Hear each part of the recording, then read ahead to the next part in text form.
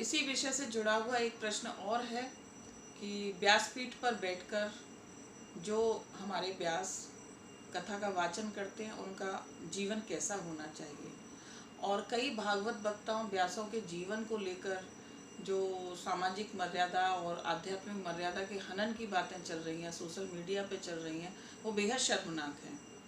लोगों के व्यक्तिगत जीवन को उठाकर, उनके व्यक्तिगत जीवन को खंगाल कर सोशल मीडिया पर पोस्ट की जा रही हैं। वो देखने में और पढ़ने में बहुत ही शर्मनाक लगती हैं कि क्या व्यास पीठ पर बैठने वाले हमारे, जिन्हें हम श्रद्धा भाव से देखते हैं, जिन्हें हम सम्मान की दृष्टि से देखते हैं, और भारत ही क्या अंतर्राष्ट्रीय जगत में जिन्होंने ख्याति प्राप्त की है, और उनका जीवन इस तरीके से है, तो वो एक संदेश अच्छा नहीं है।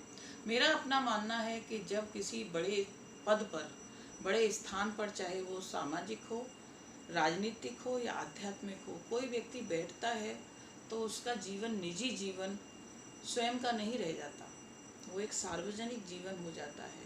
और उस जीवन की हर घटना, हर विचार हर व्यक्ति को परिलक्षित करता है।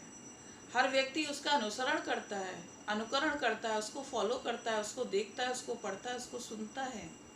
तो ये ना सोचा जाए कि हमारा ये निजी जीवन है। कई लोग होंगे जो इस तरीके का तर्क देंगे कि सबका अपना निजी जीवन होता है और निजी जीवन जीने का सबको अधिकार है। परंतु मैं पुनः ये कहना चाहूँगी कि जब हमारा जीवन सार्वजनिक जीवन हो जाता है तो फिर व्यक्तिगत जीवन की कोई मान्यता नहीं रह जाती। हमारा हर किया हुआ काम, हर किए हुए काम की छाप स्पष्टतः समाज में देखी जाती है।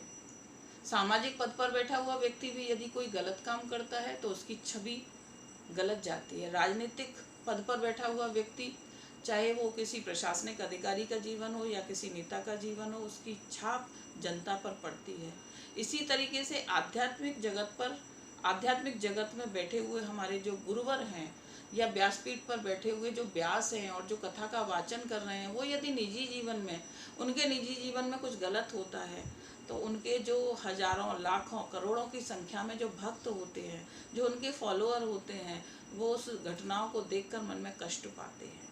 और ऐसे कई उदाहरण भी आए हैं हमारे भारत में, जो कि इस तरह की घटनाओं से हमारे आध्यात्मिक जगत को बहुत बड़ी चोट पहुंची है। तो ये ध्यान रखना चाहिए कि यदि हम किसी पद पर हैं तो वो हमारा जीवन निजी जीवन नहीं है, और बहुत मर्यादित ढंग से, बहुत शालीन ढंग से और बहुत ही कर्तव्य परायण ढंग से हमको जीवन जीना चाहिए, जिससे कोई भी ऐसी घटना न हो कि जीवन हमारा दूसरों के लिए जो प्रेरणा बनना चाहिए वो प्रेरणा की जगह एक बदनुमा दाग बन जाए।